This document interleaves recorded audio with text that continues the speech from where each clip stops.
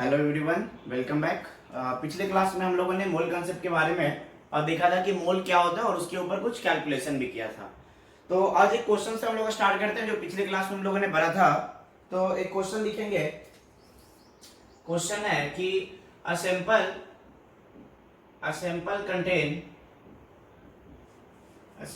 Contain 20 gram of pure calcium carbonate। आपसे question पूछा जा रहा है कि फाइंड, सबसे पहले पूछा जा रहा है कि number of moles of calcium carbonate. Second है number of oxygen atoms. Third में आपसे पूछा जा रहा है टोटल नंबर ऑफ एटम्स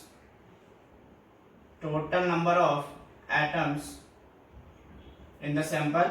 और फोर्थ में है total number of electrons in the sample.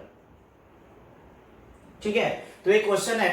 Question दिया हुआ है कि एक सैंपल है जिसमें 20 ग्राम क्या रखा हुआ है, प्योर कैल्शियम कार्बोनेट रखा हुआ है और आपसे चार चीज पूछा गया है। सबसे पहले पूछा गया है कि number of moles of calcium carbonate कितना होगा।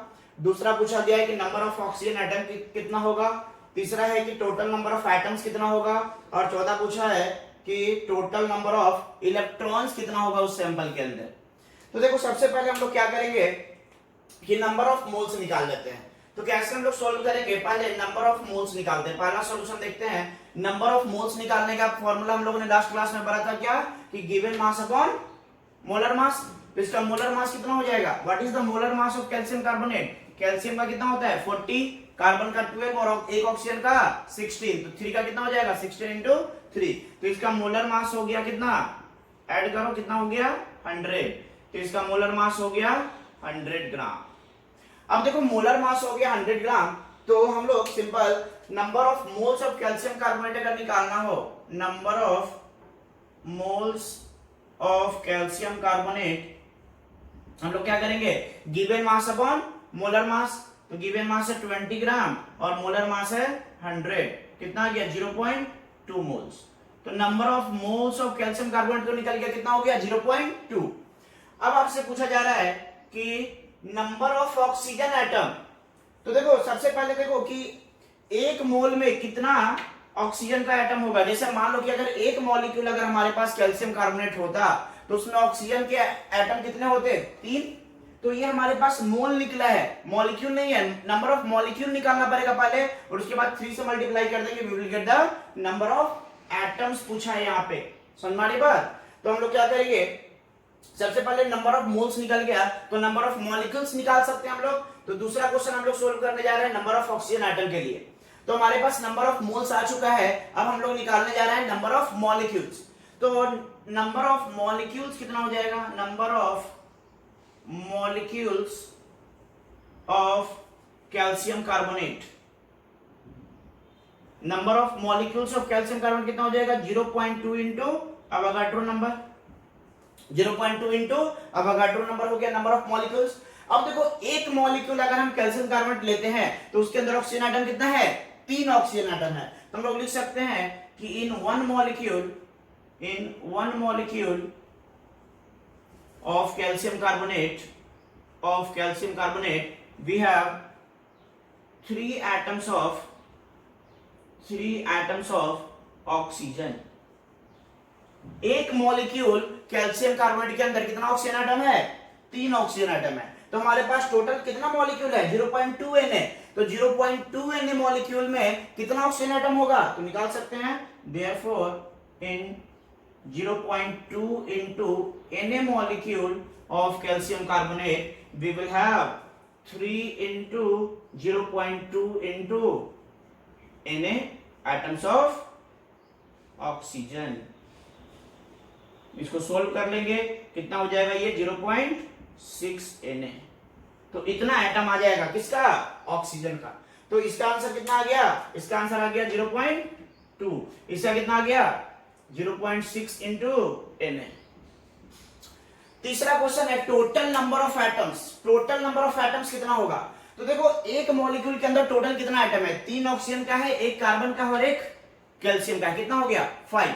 तो टोटल नंबर ऑफ एटम्स अगर हमें निकालना हो, सपोज मैं इसको मिटा रहा हूं, इसके नीचे कैलकुलेट करूंगा।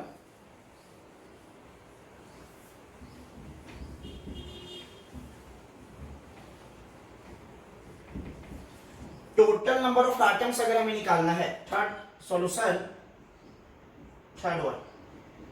तो देखो हमने क्या बोला कि एक मॉलिक्यूल कैल्शियम कार्बोनेट में हमारे पास कितने एटम्स हैं?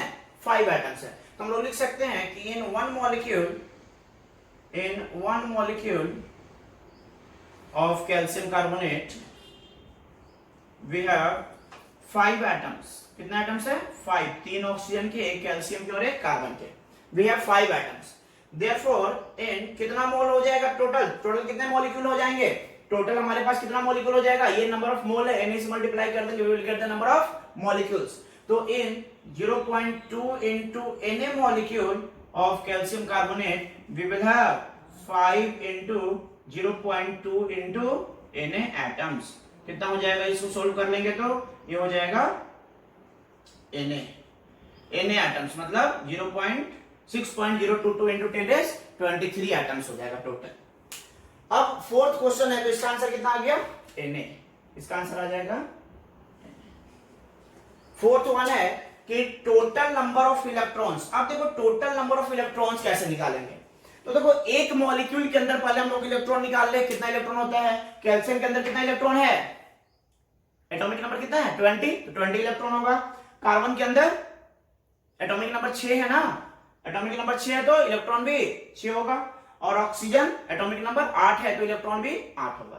तो कितना हो गया? 8 इंटू 3 24 प्लस 6 30 प्लस 20 50। मतलब एक मॉलिक्यूल के अंदर हमारे पास 50 इलेक्ट्रॉन्स है। तो हम लोग क्या लिख सकते हैं? हम लोग लिख सकते हैं कि in one molecule of calcium carbonate we have 50 electrons. We have 50 electrons. एक मॉलिक्यूल कैल्शियम कार्बोनेट में हमारे पास 50 इलेक्ट्रॉन है। हमारे पास टोटल मॉलिक्यूल कितना है? 0.2 into Na।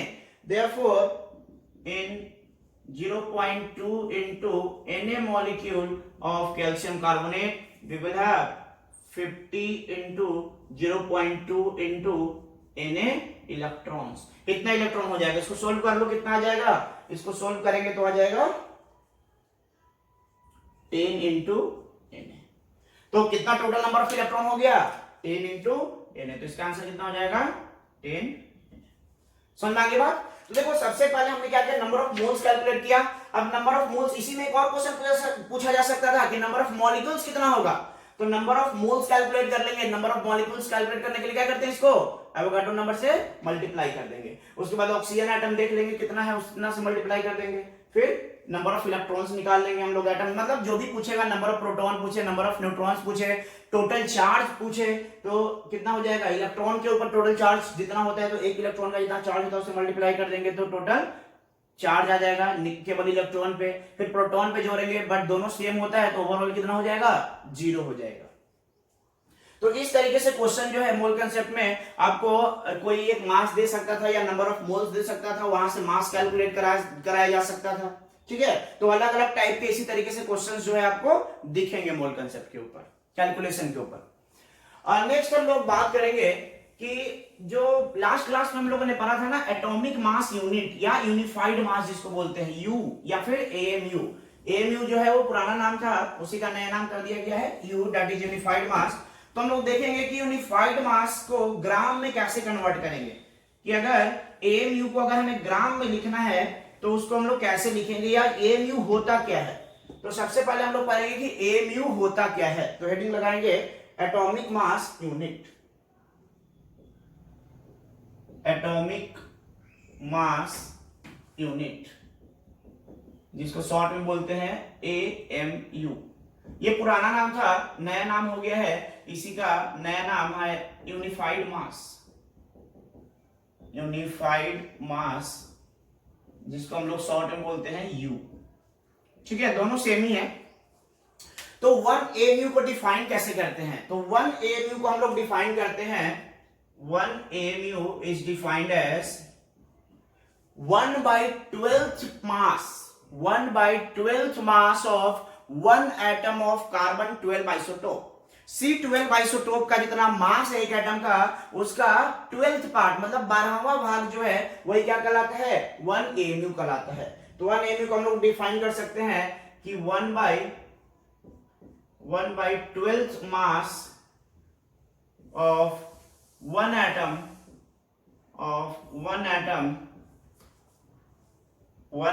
of C12 isotope. Carbon के जो 12th आइसोटोप है, मतलब C12 आइसोटोप मतलब कार्बन जिसका एटॉमिक मास कितना है? 12 है। तो C12 आइसोटोप का 1/12th पार्ट जो होगा मास, वही क्या कहलाएगा? 1 AMU कहलाएगा। अब इसको अगर हम ग्राम में कन्वर्ट करना चाहें कि 1 AMU बराबर कितना ग्राम होगा, या ग्राम को अगर AMU में कन्वर्ट करना चाहें तो कितना आएगा, तो हम लोग कन्वर्ट करना सीख लेते हैं। देखो क्या होता है कि अगर हम बात करते हैं 1 मोल कार्बन C12 आइसोटोप के 1 मोल का मास कितना होगा, तो हम लोग जानते हैं कि मास ऑफ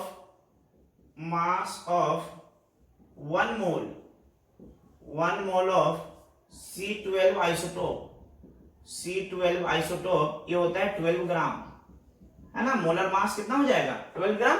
मोलर मास मतलब मास of 1 mole of C12 isotope. अब 1 मोल है तो नंबर ऑफ एटम कितना होगा? एवोगाड्रो नंबर के बराबर। दैट इज, इसको हम दूसरे लैंग्वेज में अगर लिखे, दूसरे शब्दों में लिखे, तो हम लोग ऐसे लिख सकते हैं कि 6.022 into 10⁻23 atoms of C12 isotope equals to 12 gram. मतलब उतना का जो मास होगा वो कितना होगा? 12 ग्राम होगा। तो in other words we can write mass of 6.022 into 10⁻23 atoms of C12 isotope equals to 12 ग्राम। लिख सकते हैं ऐसे कि इतना एटम का मास कितना है? 12 ग्राम। तो बताओ therefore मास ऑफ 1 एटम कितना हो जाएगा? यूनिटरी मेथड से 1 एटम ऑफ C12 आइसोटोप, इसका मास कितना हो जाएगा? इसका मास हो जाएगा 12/6.022 into 10⁻23 ग्राम। अब देखो ये क्या लिखा हुआ है? Mass of 1 atom of C12 isotope. अब हमें 1 AMU क्या होता है? 1/12th mass of 1 atom of C12। तो इसको क्या करें? 1/12 से डिवाइड कर दें, तो हमारे पास क्या हो जाएगा? therefore mass of 1/12th of 1 atom of C12 isotope कितना हो जाएगा? इसको 1/12 से मल्टीप्लाई कर दे रहे, तो कितना हो जाएगा? 1/12 into 12/6.022 into 10⁻23 ग्राम। क्लियर है? यहां से सोल्व कर लो तो कितना हो गया? ये 1/6.022 into 10⁻23 ग्राम। अब देखो लेफ्ट हैंड साइड जो लिखा हुआ है वो क्या लिखा हुआ है? Mass of 1/12 of 1 atom of C12 isotope. मतलब कि एक एटम ऑफ C12 आइसोटोप का जितना मास है उसका 1/12th पार्ट, और ये क्या होता है? 1 AMU। मतलब एक क्या लिखा हुआ है? दिस इज नथिंग बट, ये जो लिखा हुआ है वो क्या लिखा हुआ है? यही लिखा हुआ है 1 AMU। मतलब हम लोग बोल सकते हैं कि 1 AMU इक्वल्स टू कितना हो जाएगा? 1 AMU equals to this much gram. और अगर इसको और सिंप्लीफाई कर ले तो हमारे पास रिजल्ट क्या आ जाएगा? रिजल्ट आ जाएगा 1 AMU इक्वल्स टू, इसको डिवाइड कर लो तो हो जाएगा 1.66 into 10⁻24 ग्राम। समझ में आ गई बात? मतलब अगर AMU को ग्राम में कन्वर्ट करना हो तो कितना होता है? 1 AMU इक्वल्स टू 1.66 into 10⁻24 ग्राम। मतलब ये बहुत ही छोटा है, बहुत ही हल्का मास है ये। मतलब 1 AMU ग्राम के रिस्पेक्ट में क्या है? बहुत ही छोटा यूनिट है मास का। तो इस तरीके से हम लोग एएमयू को ग्राम में कन्वर्ट कर सकते हैं। मतलब कहीं कहीं पे हम लोग इसको ऐसे भी लिख सकते हैं 1 अपॉन ये जो लिखा हुआ दैट इज अवोगाड्रो नंबर, तो हम लोग इसको ऐसे भी लिख सकते हैं कि 1 AMU equals to 1 upon Na gram. ठीक है, 1 AMU equals to 1 upon Na gram. Na is the Avogadro number that is 6.022 into 10⁻23। तो इस तरीके से हम लोग एएमयू को ग्राम में कन्वर्ट कर सकते हैं या फिर ग्राम को एएमयू में कन्वर्ट कर सकते हैं। नेक्स्ट हम लोग बात करेंगे कि हमारे पास डिफरेंट टाइप्स के एटॉमिक मास होते हैं। जैसे पिछले क्लास में हम लोगों ने पढ़ा था ग्राम एटॉमिक मास और सिंपल एक पढ़ा था एटॉमिक मास, तो उसी तरीके से एक एवरेज एटॉमिक मास भी होता है। जिस तरीके से ग्राम एटॉमिक मास होता है, एटॉमिक मास होता है सिंपल, उसी तरीके से एक और एटॉमिक मास यूज करते हैं, कौन सा? Average atomic mass. तो हम लोग तीनों को एक साथ फिर से रिवाइज कर लेते हैं, लिखेंगे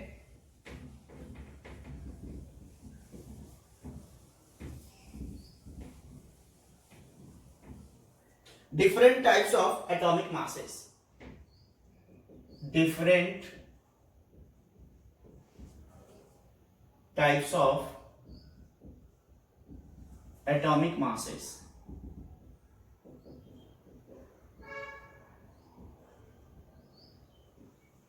different type of atomic masses। तो इसमें एक जो होता है पहला that is gram atomic mass, gram atomic मास, जिसको शॉर्ट में हम लोग बोलेंगे GAM। दूसरा है relative atomic mass, relative atomic mass that is RAM, RAM। और तीसरा है average atomic mass, average atomic mass that is ARM। तो तीन हो गया एटॉमिक मास में, गाम, आम और राम। तो तीनों के बारे में हम लोग पढ़ेंगे, ग्राम एटॉमिक मास, रिलेटिव एटॉमिक मास और एवरेज एटॉमिक मास। तो सबसे पहले हम लोग पढ़ेंगे ग्राम एटॉमिक मास के बारे में। ये पिछले क्लास में भी हम लोगों ने देखा था ग्राम एटॉमिक मास क्या होता है, ग्राम एटॉमिक मास। तो ग्राम एटॉमिक मास कहने का मतलब कि अगर एटॉमिक मास को हम लोग किस यूनिट में लिख दें, एमयू की जगह पे ग्राम में लिख दे, तो ये क्या कहलाता है, ग्राम एटॉमिक मास, जिसको हम लोग मोलर मास के नाम से भी जानते हैं। इसी को हम लोग मोलर मास भी बोलते हैं। पिछले क्लास में नोट में एक पॉइंट लिखाए थे, वही चीज है ये। ग्राम एटॉमिक मास शॉर्ट में बोलते हैं GAM। तो ग्राम एटॉमिक मास मतलब मास of one atom in gram. Unit क्या लिखेंगे, एमयू की जगह पे ग्राम लिखेंगे, या हम लोग ऐसे बोल सकते हैं कि मास ऑफ 1 ग्राम एटम। 1 ग्राम को हम लोग 1 मोल भी बोलते हैं, तो इसको हम लोग लिख सकते हैं मास ऑफ 1 ग्राम एटम। ठीक है, mass of 1 gram atom. 1 gram atom को हम लोग बोलते हैं 1 mole atom. 1 gram atom is also called as 1 mole atom. ठीक है, तो मास ऑफ 1 ग्राम एटम या 1 मोल एटम, इसको हम लोग क्या बोलते हैं, ग्राम एटॉमिक मास। और इसका यूनिट क्या होता है, यूनिट क्या होगा इसका, यूनिट होगा ग्राम। यूनिट किस में लिखेंगे, ग्राम में लिखेंगे। समझ में आ रही बात? तो पहला हमने देख लिया ग्राम एटॉमिक मास क्या होगा कि 1 मोल एटम का जो मास होगा वही क्या कहलाएगा, ग्राम एटॉमिक मास, या फिर इसको हम लोग ऐसे बोल सकते हैं कि 1 ग्राम एटम। अब देखो 1 ग्राम एटम का मतलब क्या है, 1 मोल एटम। 1 ग्राम का मतलब 1 ग्राम नहीं है, 1 ग्राम एटम का मतलब है 1 मोल एटम का मास। क्लियर? दूसरा हमारे पास relative atomic mass, this is the first one. Second one is relative atomic mass, relative atomic mass, short में इसको बोलते हैं राम, रिलेटिव एटॉमिक मास। तो रिलेटिव एटॉमिक मास क्या होता है कि मास ऑफ 1 एटम, किसी भी एलिमेंट का एक एटम का mass divided by mass of 1 atom of protium isotope, कि जो हाइड्रोजन का जो प्रोटियम आइसोटोप है उसके मास से डिवाइड कर दो, तो क्या मिलेगा हमें, रिलेटिव एटॉमिक मास मिलेगा। तो हम लोग लिख सकते हैं कि relative atomic mass equals to mass of one atom of an element divided by mass of one atom of hydrogen atom। और हाइड्रोजन में भी कौन सा एटम? प्रोटियम। हाइड्रोजन का कौन सा एटम? प्रोटियम, जिसका मास कितना है? 1 mu। हाइड्रोजन में कौन सा? प्रोटियम। होता है ना 3 isotope, protium, deuterium and tritium, तो इसका प्रोटियम वाला आइसोटोप लेना है। तो अब बताओ इसका यूनिट क्या हो जाएगा? रिलेटिव एटॉमिक मास का यूनिट क्या होगा? देखो यहां पे यूनिट कैसे निकालेंगे? ये क्या है? Mass of one atom of an element, जिसका यूनिट क्या होगा? mu। Mass of one atom of hydrogen, इसका यूनिट क्या होगा? 1 mu। तो mu क्या हो जाएगा? Cancel out. तो क्या बचेगा इसका unit? It has no unit, इसके पास यूनिट नहीं होता है। तो रिलेटिव एटॉमिक मास एक यूनिटलेस क्वांटिटी है। कहीं कहीं पे आप क्वेश्चन में देखोगे कि मास ऑफ कैल्शियम इज 40, केवल 40 लिखा हुआ है, ना mu लिखा हुआ है, ना ग्राम लिखा हुआ है, कुछ नहीं लिखा हुआ है। मतलब क्या समझना है? कौन सा मास दिया हुआ है? वो रिलेटिव एटॉमिक मास दिया हुआ है। रिलेटिव एटॉमिक मास का कोई भी यूनिट नहीं होता है। समझ में आ गई बात? तो ये था दो तरीके से। अब देखो इसको एक सिंपल एग्जांपल से देखते हैं कि कैसे हम लोग डिफरेंशिएट कैसे करेंगे। मतलब एटॉमिक मास, ग्राम एटॉमिक मास और रिलेटिव एटॉमिक मास में कैसे हम लोग डिफरेंशिएट करेंगे। उसके बाद हम लोग एवरेज एटॉमिक मास को थोड़ा सा डिटेल में पढ़ेंगे। ठीक है, ये दोनों हम लोगों ने लास्ट क्लास में भी ये चीज तो लास्ट क्लास में भी किया था। ये बिल्कुल वैसा ही एटॉमिक मास जैसा, लेकिन यहाँ पे यूनिट नहीं लिखना है। तो एक एग्जांपल देखते हैं सिंपल। जैसे मान लो यहां पे एक एग्जांपल ले रहे हैं। जैसे यहां पे लिख दिया हमने लोगों ने एलिमेंट का नाम लिख दिया। यहां पे लिख रहे हैं सपोज एटॉमिक मास, यहां पे लिख रहे हैं ग्राम एटॉमिक मास,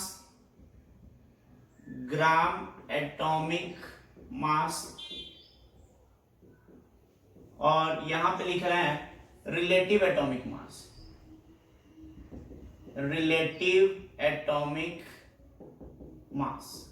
3 चीज का लिख रहे हैं इसका। तो मान लो एलिमेंट हमने ले लिया सपोज कार्बन C12। तो कार्बन जो लिया C12/2, तो उसका एटॉमिक मास कितना हो जाएगा? एटॉमिक मास होगा 12 AMU या फिर 12U। ग्राम एटॉमिक मास कितना हो जाएगा? 12 ग्राम। और रिलेटिव एटॉमिक मास कितना हो जाएगा? केवल 12, कोई यूनिट नहीं लिखेंगे यहाँ पे। तो डिफरेंस समझ में आ रहा है?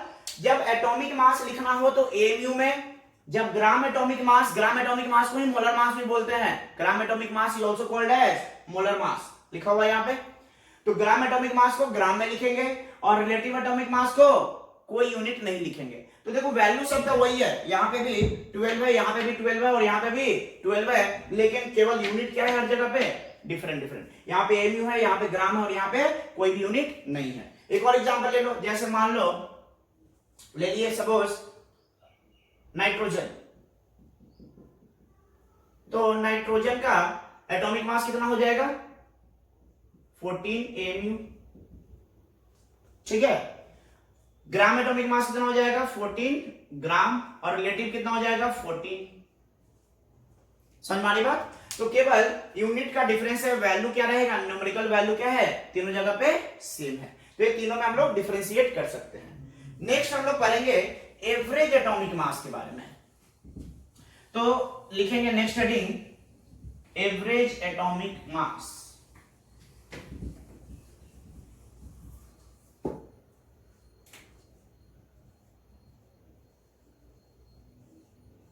एवरेज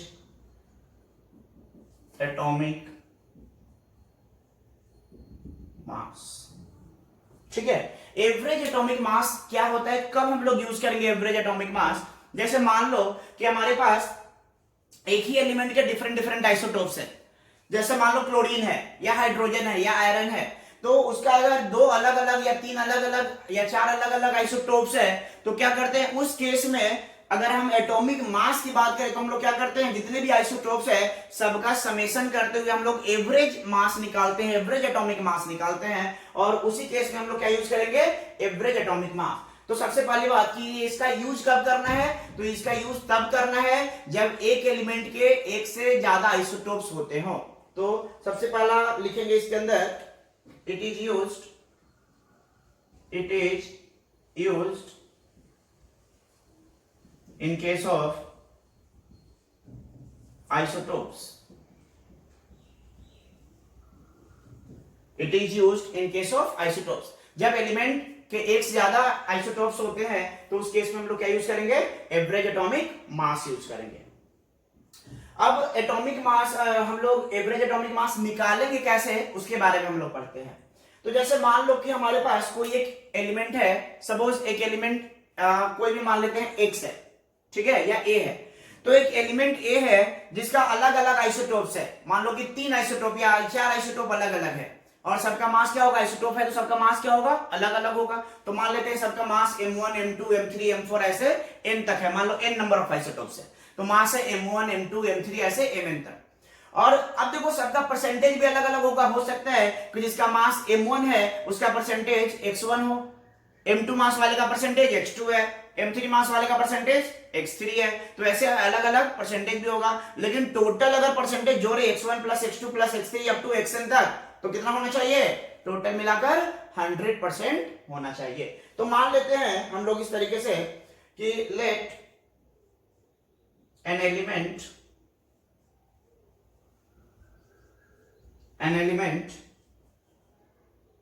x, मान लेते हैं यहां पे लिख देना एटॉमिक नंबर, और ये आइए फिर ऐसे बस लिखो, let an element x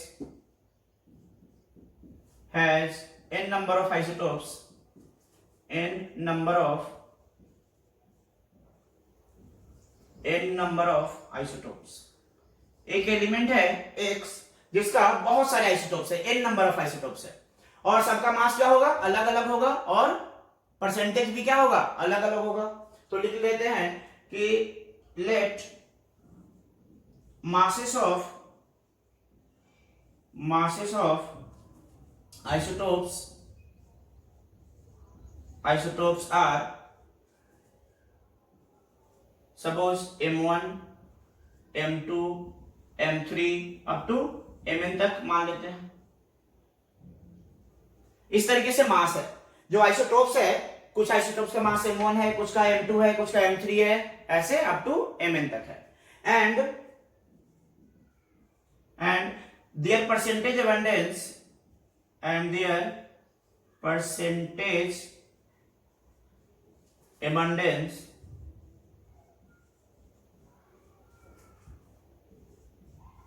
are, मान लेते हैं कि x1 x2 x3 up to xn तक रिस्पेक्टिवली।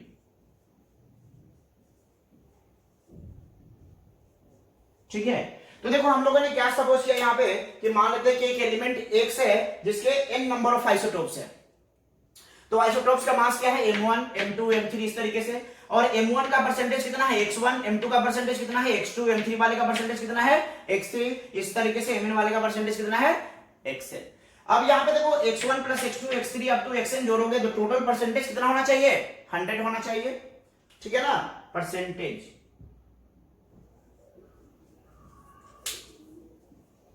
अब देखो तो इस केस में हम लोग एवरेज एटॉमिक मास कैसे कैलकुलेट करेंगे, जो एलिमेंट x था उसका एवरेज एटॉमिक मास कैसे कैलकुलेट करेंगे। तो यहां पे हम लोग लिखेंगे average atomic mass equals to, देखो m1 वाला जो है मास उसका परसेंटेज x1 है, इसको हम लोग मल्टीप्लाई कर देंगे, लिखेंगे m1 x1 प्लस उसी तरीके से m2 x2 plus m3 x3 up to कहां तक, mn xn तक, डिवाइडेड बाय क्या करेंगे, सारे परसेंटेज को ऐड कर देंगे, तो क्या हो जाएगा x1 plus x2 plus x3 up to कहां तक, xn तक। और एक चीज आपको पता होना चाहिए कि इसको जब ऐड करेंगे x1 x2 x3 up to xn तक तो कितना होना चाहिए, 100 होना चाहिए। तो इसको हम लोग ऐसे भी लिख सकते हैं, summation MIXI I equals to 1 to n divided by 100। ये क्या हो जाएगा हमारे पास? Average atomic mass. Average atomic mass. तो इस तरीके से हम लोग एवरेज एटॉमिक मास निकाल सकते हैं, जहां पे m क्या है? आइसोटोप्स का मास है, और x क्या है? उसका परसेंटेज है। इस पे एक एग्जांपल कर लेते हैं। देखो सीधे example,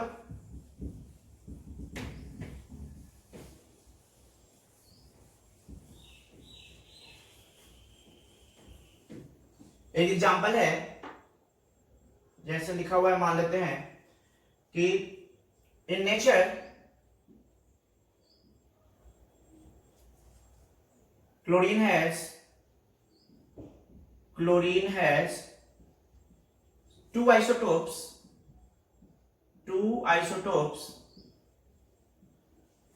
Cl35 and Cl37। Chlorine 35 and chlorine 37, दो आइसोटोप्स है क्लोरीन का, और उसका परसेंटेज अबंडेंस है, सपोज कि लिखा हुआ है in nature chlorine has two isotopes Cl35 and Cl37 and there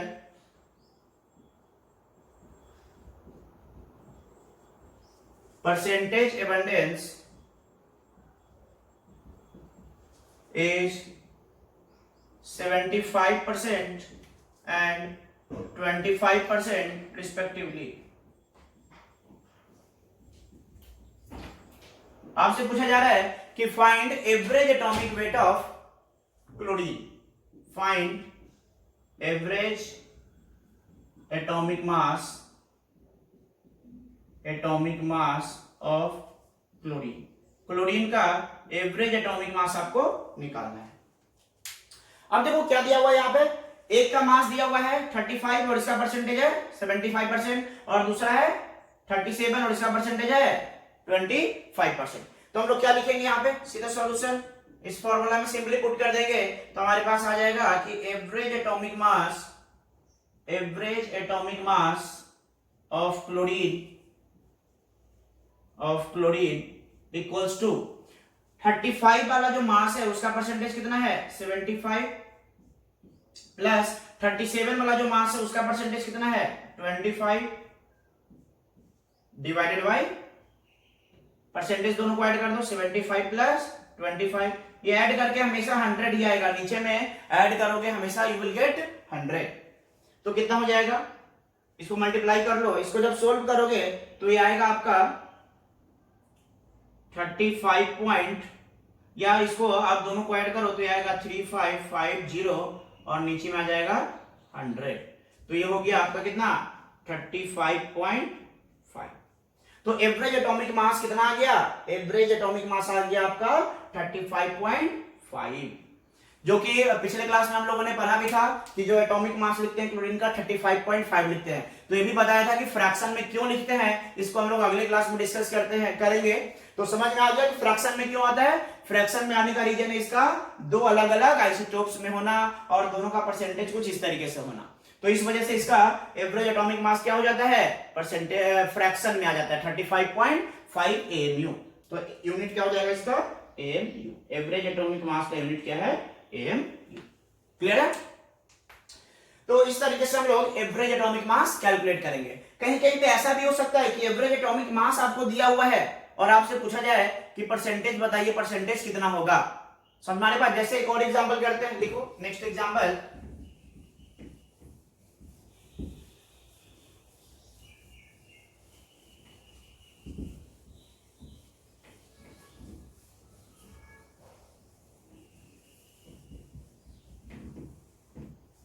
लिखेंगे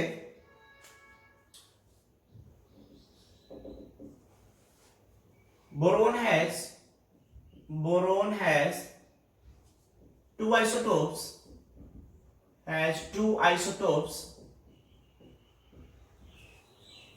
B10 and B11 आगे दिया हुआ है कि if average atomic mass average atomic mass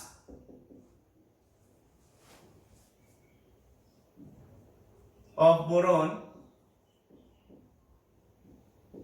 is से मान लो 10.2। आपसे पूछा जा रहा है कि find percentage of heavier isotope of boron.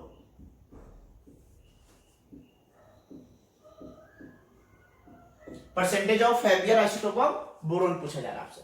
तो देखो यहां पे बोरोन का दो आइसोटोप है B10 और B11। इसमें हेवियर कौन सा है? ये हेवियर है क्योंकि इसका मास ज्यादा है। तो आपका पूछा जा रहा है कि इसका परसेंटेज कितना होगा, इसका परसेंटेज कितना होगा, यही क्वेश्चन आपसे पूछा जा रहा है। और साथ में दिया क्या हुआ है? एवरेज एटॉमिक मास दिया हुआ है 10.2। तो मान लेते हैं कि इसका परसेंटेज x% है, तो इसका परसेंटेज कितना होगा? 100 माइनस x, क्योंकि दो ही आइसोटोप है, दोनों को ऐड करने पे कितना होना चाहिए? 100 होना चाहिए। तो देखेंगे सीधा सॉल्यूशन लिख लेते हैं कि let percentage of heavier isotope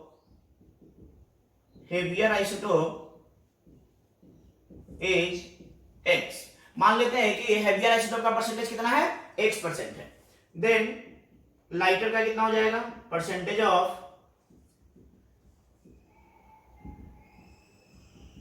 lighter isotope कितना हो जाएगा? 100 माइनस x। अब एवरेज एटॉमिक मास के फॉर्मूला में पुट करो, क्या होता है? एवरेज एटॉमिक मास दिया हुआ है 10.2 इक्वल्स टू, इसका मास कितना है? 11। तो 11 इंटू x प्लस ये कितना है? 10 इंटू 100 माइनस x अपॉन दोनों को ऐड करो x, तो दोनों को ऐड करने पे कितना आएगा? 100। ये आपस में इक्वल होना चाहिए। अब इसको क्रॉस मल्टीप्लाई करके x का वैल्यू निकाल लो, तो ये हो जाएगा 1020 equals to 11x plus 1000 minus 10x। तो यहां से कितना हो जाएगा? इसको इधर लेके चले आओ, तो x इक्वल्स टू कितना हो गया? 20। मतलब हेवियर आइसोटोप का परसेंटेज कितना है? 20%। B11 का परसेंटेज कितना हो जाएगा? 20%। और B10 का परसेंटेज कितना हो जाएगा? 80%, क्योंकि 100 से माइनस कर दोगे। तो हमसे क्या पूछा गया था? केवल हेवियर आइसोटोप के बारे में पूछा गया था। तो हेवियर आइसोटोप का परसेंटेज कितना हो जाएगा? 20%। क्लियर है? तो इस तरीके से अलग अलग तरीके से क्वेश्चंस जो इसमें आपसे पूछा जा सकता है। नेक्स्ट हम लोग बात करेंगे, तो हम लोगों ने देख लिया कि किस तरीके से हम लोग एवरेज एटॉमिक मास निकालेंगे या फिर रिलेटिव एटॉमिक मास क्या होता है, एमयू को ग्राम में कैसे कन्वर्ट करेंगे। अब जो है हम लोग यहाँ पे मोल नंबर ऑफ मोल्स कैलकुलेट करेंगे गैसियस एटम्स के लिए। अभी तक हम लोगों ने सबके लिए अप्लाई कर रहा था, लेकिन कुछ एक फॉर्मूला पढ़ेंगे, कुछ एक इक्वेशन पढ़ेंगे जो गैसेस के ऊपर अप्लाई होता है। तो जब हमारे पास गैसियस सब्सटेंस दिया रहे, उसका अगर हमें नंबर ऑफ मोल्स निकालने के लिए बोला जाए तो हम लोग इस फॉर्मूला के हेल्प से आसानी से निकाल सकते हैं। उसके बारे में हम लोग पढ़ेंगे। तो हम लोग पढ़ने जा रहे हैं ideal gas equation.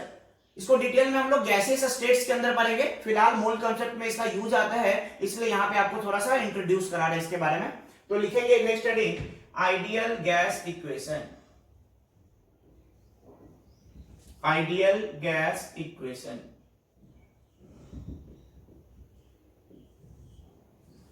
Ideal gas क्या होता है? गैस जो होता है दो तरीके का होता है। एक होता है रियल गैस जो हम लोग को दिखता है, जैसे ऑक्सीजन है, नाइट्रोजन है, कार्बन डाइऑक्साइड है, ये गैस कैसा है? सब रियल गैस है। और आइडियल गैस, तो आइडियल गैस मतलब कुछ ऐसा गैस जिसके पास कुछ स्पेशल प्रॉपर्टी होगा, कुछ स्पेशल प्रॉपर्टी को फॉलो करता होगा, तो उस गैस को हम लोग क्या बोलते हैं? Ideal gas. ठीक है? तो ऐसे नेचर में आइडियल गैस नहीं होते हैं, सारा का सारा गैस रियल है, लेकिन हम लोग प्रॉब्लम सोल्व करने के लिए ज्यूम कर लेते हैं कि गैस कैसा बिहेव कर रहा होगा? आइडियल गैस की तरह बिहेव कर रहा होगा। क्लियर है?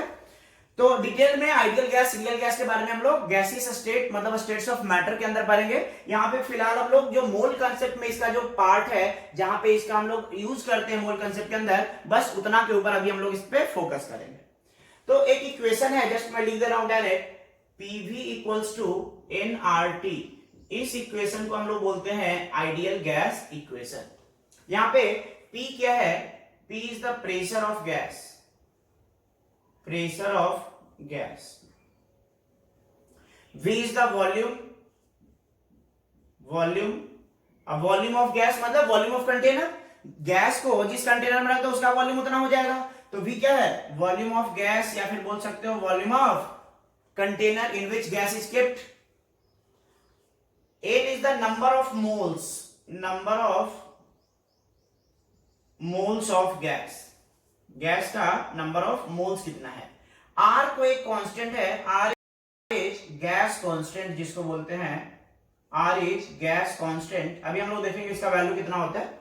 और T is the absolute temperature, मतलब टेम्परेचर इन केल्विन, टेम्परेचर है जो कि हम लोग केल्विन में लिखेंगे। समझ में आ रही बात। तो यही इक्वेशन को हम लोग बोलते हैं आइडियल गैस इक्वेशन। क्या है ideal gas equation, PV equals to nRT. बहुत ही यूजफुल इक्वेशन है ये, इसका पूरे फिजिकल केमिस्ट्री में हर एक चैप्टर में यूज होगा। PV equals to nRT, almost सारे चैप्टर्स में पीवी इक्वल्स टू एनआरटी का यूज आएगा ही आएगा। अब देखो यहाँ पे तो ये था हमारे पास कि P क्या है, V क्या है, N क्या है, R क्या है और T क्या है। अब यहाँ पे देखो R जो था गैस कांस्टेंट, इस गैस कांस्टेंट के बारे में थोड़ा सा ध्यान से समझना। सबसे ज्यादा दिक्कत यहीं पे होता है, मतलब दिक्कत करने का मतलब कंफ्यूजन। R का बहुत सारे वैल्यूज है लेकिन अलग अलग यूनिट्स में है, तो कंफ्यूजन ये होता है कि कौन सा वैल्यू कब यूज करना है। तो ध्यान देना कि यूनिट क्या है, यूनिट के अकॉर्डिंग R का वैल्यू आपको चूज करना है। तो जो वैल्यू R का जो वैल्यू है, मैं यहाँ पे लिख दे रहा हूं, value of gas constant R, gas constant R। तो R का जो वैल्यू होता है वो होता है 8.314 joule mole inverse kelvin inverse. Mole को MOL पूरा भी लिखते हैं, कहीं पे केवल MOL भी लिखा रहता है, ठीक है। तो कंफ्यूज नहीं करेंगे, दोनों यूज होते हैं। तो R का वैल्यू कितना हमने लिखा, 8.314 joule mole inverse kelvin inverse. अब कहीं कहीं पे लीटर एटीएम में भी लिखा होता है, तो लीटर एटीएम में कितना होता है R का वैल्यू, R का वैल्यू होता है 0.082 ATM litre mole inverse kelvin inverse. और अगर कैलोरी में लिखे तो अप्रोक्सीमेटली हो जाता है 2 कैलोरी मोल इनवर्स केल्विन इनवर्स, ठीक है। तो ये R का अलग अलग यूनिट में वैल्यू है। अब देखो आपको पता होना चाहिए कि R का कौन सा वैल्यू कब यूज करना है। जब आपको ये जो है जूल मतलब एसआई यूनिट, मोल भी मतलब अगर सारा डाटा जो है आपको एसआई यूनिट में दिया हुआ है तो R का वैल्यू कितना यूज करोगे, 8.314। अगर मान लो कि प्रेशर आपको एटीएम में दिया हुआ है और वॉल्यूम लीटर में दिया हुआ है तो क्या यूज करोगे, 0.082। और जब सीजीएस में कैलोरी में दिया हुआ है तो क्या यूज करोगे, 2। समझ आ रही बात। तो कैलोरी में आपको 2 यूज करना है। मेन ये दोनों में कंफ्यूजन होता है, इस दोनों में कि कब 0.082 करें, कब 8.314 करें। तो देखो जूल ऐसा यूनिट है, मतलब आपका अगर प्रेशर का यूनिट क्या है, ऐसा यूनिट पास्कल। अगर प्रेशर पास्कल में दिया हुआ है और वॉल्यूम कैसा यूनिट क्या है, मीटर क्यूब। अगर वॉल्यूम मीटर क्यूब में दिया हुआ है तो ये वाला वैल्यू यूज करेंगे। अगर प्रेशर एटीएम में है, वॉल्यूम लीटर में है तो ये वाला यूज करेंगे। और कैलोरी में अगर दिया हुआ है, मतलब जूल को कैलोरी में कन्वर्ट कर लो, सिंपल जूल को कैलोरी में कन्वर्ट कर लो, तो इसको 4.2 से 4.18 से डिवाइड कर दो, you will get approximately 2। Clear है। तो तीनों वैल्यू इस तरीके से आता है। तो ये वैल्यू आप ध्यान रखेंगे R का वैल्यू। अब देखो यहाँ पे अगर नंबर ऑफ मोल्स निकालना है, हमें नंबर ऑफ, हम लोग मोल कंसेप्ट पढ़ रहे हैं तो इसमें हमें नंबर ऑफ मोल्स का कैलकुलेशन पे मेन फोकस करना है। तो अगर नंबर ऑफ मोल्स निकालना है तो हम लोग लिख सकते हैं for gases, for ideal gas, for ideal gas हम लोग लिख सकते हैं कि number of moles equals to PV upon RT. लिख सकते हैं ना, n is the number of moles of gases, तो पीवी अपॉन आरटी ये हो जाएगा हमारे पास नंबर ऑफ मोल्स निकालने का फॉर्मूला। तो हम लोगों ने 3 फॉर्मूला देख लिया। 2 फॉर्मूला कल देखा था पिछले लेक्चर में कि एक तो दिया था कि given number of particle divided by Avogadro number, तो ये निकल जाता था नंबर ऑफ मोल्स। दूसरा हम लोगों ने पढ़ा था कि अगर मास दिया हुआ है तो given mass upon molar mass. और तीसरा अगर गैस है, गैस का प्रेशर, वॉल्यूम और टेम्परेचर दिया हुआ है, then we can find the number of moles. Clear है। अब देखो यहां पे एक कंडीशन होता है जिसको हम लोग बोलते हैं एसटीपी कंडीशन। एसटीपी कंडीशन कहीं कहीं पे इसी को एनटीपी भी लिखा रहता है। तो एसटीपी और एनटीपी दोनों को अगर मूल कंसेप्ट में आता है एसटीपी लिखा हुआ है एनटीपी लिखा हुआ तो उसको हम लोग सेम समझेंगे। तो एसटीपी कंडीशन क्या है? तो एसटीपी कंडीशन जो होता है वो हमारे पास होता है कि जो हमारा टेम्परेचर होना चाहिए। एसटीपी का मतलब है standard temperature and pressure. STP का फुल फॉर्म क्या है? Standard temperature and pressure. मतलब टेम्परेचर और प्रेशर एक फिक्स किया हुआ वैल्यू है जो स्टैंडर्ड माना जाता है और उसी वैल्यू को हम लोग क्या बोलते हैं? एसटीपी। तो एसटीपी कंडीशन क्या है? एसटीपी कंडीशन होता है कि टेम्परेचर जो हमारा होना चाहिए वो होना चाहिए 0 degree Celsius, that is 273.15 kelvin. और प्रेशर जो होता है प्रेशर दैट इज 1 बार। 1 बार को हम लोग कितना लिखते हैं? 10⁵ पास्कल। ठीक है, तो ये है हमारा एसटीपी कंडीशन। तो ये न्यू कन्वेंशन के अकॉर्डिंग है। This is the new concept of STP. This is the new concept of STP. Old concept भी था एक जो कि अभी कुछ साल पहले चेंज हुआ था। ओल्ड कंसेप्ट में क्या होता है कि टेम्परेचर हम लोग यही लेते हैं, प्रेशर जो है 1 बार की जगह पे पहले 1 एटीएम लेते थे। तो 1 बार और 1 एटीएम में कोई ज्यादा फर्क है नहीं, एटीएम थोड़ा सा ज्यादा वैल्यू होता है, हल्का सा ज्यादा होता है। तो 1 बार जो है वो थोड़ा छोटा है, एटीएम से स्लाइटली छोटा है, अप्रोक्सीमेटली हम लोग मान सकते हैं कि दोनों इक्वल है। तो ये है new concept of STP. New concept of STP, standard temperature and pressure. Old concept of STP क्या था? Old concept of STP, standard temperature and pressure का ओल्ड कॉन्सेप्ट, टेम्परेचर उतना ही था। टेम्परेचर जो था 273.15 केल्विन और प्रेशर, ये प्रेशर जो था वो था 1 एटीएम। 1 एटीएम जो होता है वो होता है 1.013 इंटू 10⁵ पास्कल। समझ में आ गई बात? तो टेम्परेचर और प्रेशर का ये कंडीशन जो है फिक्स्ड कंडीशन, इसको हम लोग बोलते हैं एसटीपी कंडीशन। ये है हमारे पास ओल्ड कंसेप्ट। अब क्वेश्चन में कौन सा यूज करना है? अगर क्वेश्चन आता है तो हमें न्यू कंसेप्ट यूज करना है या ओल्ड कंसेप्ट यूज करना है? अगर क्वेश्चन आए तो आप ओल्ड कंसेप्ट से ही सोल्व करना, ठीक है? ओल्ड कंसेप्ट से ही आप सोल्व करेंगे। अगर दैट डिपेंड्स ऑल्सो कि डाटा किस तरीके से दिया हुआ है, हालांकि दोनों में कोई ज्यादा फर्क नहीं है। यहाँ पे 1 एटीएम और 1 बार का बस अंतर है, तो एटीएम और बार आपस में ऑलमोस्ट बराबर होते हैं। अगर क्वेश्चन में कुछ मेंशन नहीं किया हुआ है तो you simply solve with the old concept of STP, ठीक है?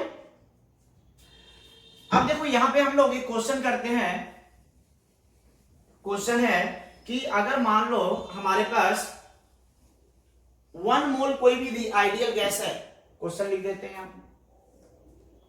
क्वेश्चन है कि find volume of 1 mole of an ideal gas at STP, ठीक है? STP मतलब स्टैंडर्ड टेम्परेचर एंड प्रेशर। मतलब STP का आने का मतलब कंफर्म हो गया क्या कि टेम्परेचर कितना होगा 273.15 केल्विन और प्रेशर कितना होगा 1 एटीएम या फिर 0.013 इंटू 10⁵ पास्कल। क्लियर है?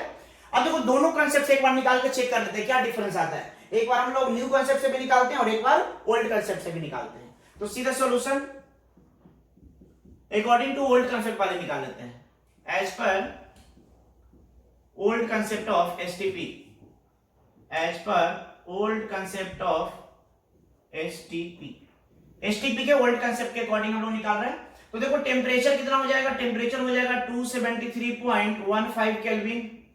प्रेशर कितना हो जाएगा? प्रेशर हो जाएगा 1 एटीएम। आर का वैल्यू कितना होता है? आर का वैल्यू हम लोगों ने पढ़ा था 0.082 ATM litre mole inverse kelvin inverse. और हमें निकालना है वॉल्यूम। नंबर ऑफ मोल कितना दिया हुआ है? 1 मोल दिया हुआ है, तो एन का वैल्यू 1 दिया हुआ है। हमें निकालना क्या है? वॉल्यूम निकालना है। अब हम यहाँ पे यूज करने जा रहे हैं आइडियल गैस इक्वेशन। तो आइडियल गैस इक्वेशन हमारे पास क्या है? PV equals to nRT। यही आइडियल गैस इक्वेशन, इसी को हम लोग यूज करने जा रहे हैं। हमें निकालना क्या है, हमें निकालना है वॉल्यूम। तो हम लोग यहां से लिख सकते हैं volume equals to nRT upon P।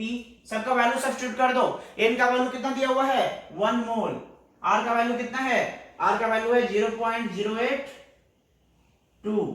सबका यूनिट में लिखो तो आपको पता चल जाएगा कि वॉल्यूम जो है वो किस यूनिट में आएगा। देखो हमने एटीएम लीटर यूज किया, यहाँ पे एटीएम लिखा हुआ है, मोल भी लिखा हुआ है, जो n 1 मोल है। तो सारा यूनिट कैंसिल होकर के लास्ट में वॉल्यूम का यूनिट केवल बचेगा, और वॉल्यूम का यूनिट कौन सा बचेगा, litre.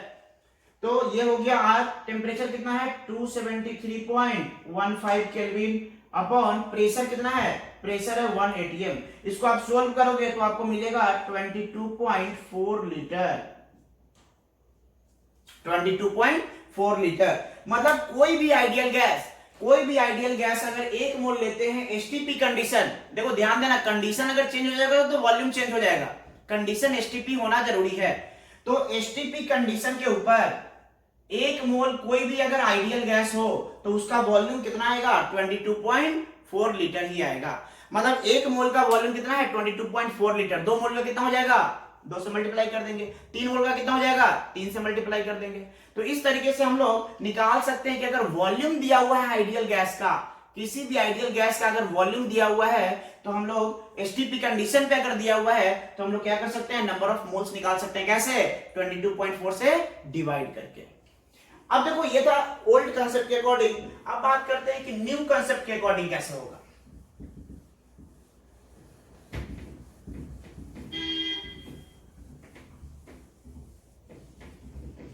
As per new concept, as per new concept of STP। तो देखो न्यू कंसेप्ट STP क्या बोलता है कि टेम्परेचर कितना होना चाहिए 273.15 केल्विन होना चाहिए, प्रेशर कितना होना चाहिए 1 बार होना चाहिए।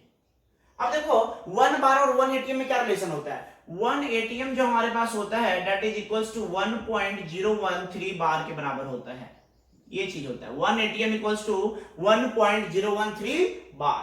तो बताओ अगर इसको बार को अगर हमें, क्योंकि यहाँ पे यूनिट हम यूज करेंगे एटीएम वाला, तो प्रेशर हमें किस यूनिट में लिखना पड़ेगा, एटीएम में लिखना पड़ेगा।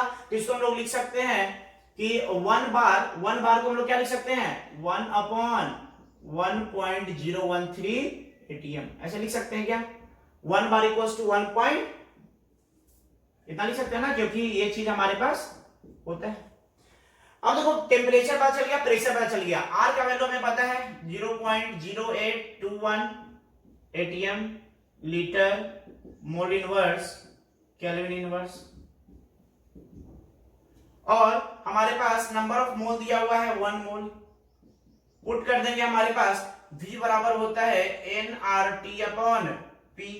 सबका वैल्यू सब्स्टिट्यूट करो, n जो है 1 मोल है, R का वैल्यू है 0.0821, टेम्परेचर है 273.15 केल्विन, और प्रेशर कितना है 1 अपॉन 0.1, तो 1.013 ऊपर चला जाएगा 1.013। तो ये अगर वैल्यू आप चेक करोगे तो देखो ये वैल्यू यहां तक तो पिछले बार जो सोल्व किए थे ओल्ड कंसेप्ट के अकॉर्डिंग बिल्कुल वही का वही है, यहां तक देखो ये पूरा का पूरा वही चीज है। तो ये कितना हो जाएगा, ये हो जाएगा 22.4 multiplied by 1.013 litre, that is, इसको अगर आप सोल्व करो तो अप्रोक्सीमेटली आ जाएगा 22.7 लीटर। मतलब देखो अंतर क्या आ रहा है कि यहाँ पे आ रहा है 22.7 लीटर और यहाँ पे आ रहा है 22.4 लीटर। तो अगर ओल्ड कंसेप्ट के अकॉर्डिंग देखें तो हमारे पास 1 मोल आइडियल गैस का एसटीपी पे वॉल्यूम कितना होता है 22.7 लीटर, और अगर हम ओल्ड कंसेप्ट के अकॉर्डिंग देखें तो 1 मोल आइडियल गैस का जो वॉल्यूम होता है एसटीपी पे वो कितना होता है 22.4 लीटर। तो न्यू कंसेप्ट के अकॉर्डिंग 22.7 लीटर, ओल्ड कंसेप्ट के अकॉर्डिंग 22.4 लीटर। लेकिन हम लोग क्वेश्चन में सोल्व करेंगे तो ओल्ड कंसेप्ट ही यूज करेंगे, 22.4 लीटर वाला ही यूज करेंगे। तो देखिए हम लोगों ने इस तरीके से यहां से हम लोग निकाल सकते हैं कि नंबर ऑफ मोल्स निकालने का फॉर्मूला हम लोग ड्राइव कर सकते हैं। तो अगर आइडियल गैस लिखा हुआ है तो नंबर ऑफ मोल्स कैसे निकालोगे, जो वॉल्यूम दिया हुआ है एसटीपी पे उसको कितना से डिवाइड कर दोगे 22.4 4 लीटर से, ओल्ड कंसेप्ट के अकॉर्डिंग। तो हम लोग देख सकते हैं दो फॉर्मूला हम लोगों ने पहले बार रखा था, एक फॉर्मूला आज हम लोगों ने देख लिया, तो टोटल 3 फॉर्मूला हम लोगों ने देख लिया जहां से हम लोग नंबर ऑफ मोल्स निकाल सकते हैं। तो लिख सकते हैं हम लोग कि for ideal gas we can write number of moles equals to volume of gas at STP divided by 22.4 litre. ये ओल्ड कंसेप्ट के अकॉर्डिंग है। न्यू कंसेप्ट के अकॉर्डिंग क्या हो जाएगा, 22.7 लीटर हो जाएगा। समझ में आ रही बात? तो volume of gas at STP, और ये वॉल्यूम किसमें होना चाहिए, लीटर में होना चाहिए, in litre divided by 22.4 litre. ये ओल्ड कंसेप्ट के अकॉर्डिंग। और एक चीज और ध्यान देना कि ये फॉर्मूला केवल किसके लिए है, only for gases, only for ideal gas. Solid के लिए मत लगा देना, ये सॉलिड या लिक्विड के लिए फॉर्मूला नहीं लगा देना, गलत हो जाएगा। बहुत बार देखते हैं मिस्टेक करता है स्टूडेंट, वॉल्यूम निकाल लेता है कुछ, अगर सॉलिड है, डेंसिटी दिया हुआ है, मास दिया हुआ है, तो वॉल्यूम निकाल करके और 22.4 से डिवाइड करता है, बोलता है नंबर ऑफ मोल्स आ जाएगा। ये केवल किसके लिए है, आइडियल गैस के लिए है, और वो भी जब एसटीपी पे आपको वॉल्यूम दिया हुआ रहे तब। समझ में आ रही बात ना? तो देखो अभी तक हम लोगों ने नंबर ऑफ मोल्स निकालने का गैस के लिए फॉर्मूला पढ़ लिया कि गैस के लिए हम लोग, आइडियल गैस के लिए किस तरीके से हम लोग नंबर ऑफ मोल्स निकालेंगे। और इसके अलावा पिछले क्लास में हम लोगों ने पढ़ रखा है 2 फॉर्मूला, उसको मैं लिख दे रहा हूं यहाँ पे एक साथ, तीनों फॉर्मूला आप लोग भी लिख लेंगे। Number of moles equals to given number of particle